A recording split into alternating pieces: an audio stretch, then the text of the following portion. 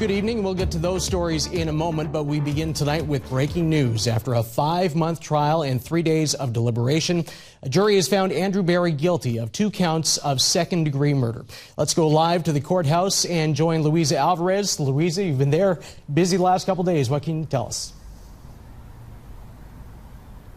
Andy, it was very emotional. As soon as we found out that a verdict was in, that courthouse filled up, people lining up the wall, and you could hear almost a pin drop before the jury was brought in. And as soon as both verdicts were read out as guilty, you could feel the relief in the room. The girl's mother, Sarah Cotton, was sitting up front, and she broke down in tears, as did many in that room when they found out Andrew Berry was found guilty of both counts. And then after everyone was hugging, it was very emotional to be in there.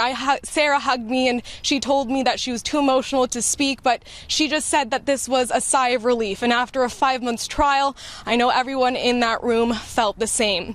The jury has been asked by the judge for their recommendations regarding parole eligibility. Berry will automatically be sentenced to life in prison for the murders, but they're asked to recommend how many years he should serve before he's eligible for parole. For second-degree murder, the average is about 10 to 25 years, so they've been asked that. They've also been asked by the judge to recommend whether the sentences will be served concurrently or consecutively, and they're each allowed to recommend whatever they like. It doesn't have to be the same, and the judge is going to take all of that into consideration. After the room is still filled back there as we're waiting for the jury to come back with their recommendations, so we'll know more in a little bit. But for now, Andrew Berry has been found guilty of both counts of second-degree murder in the killings of his 2 young daughters in Christmas 2017. Andy?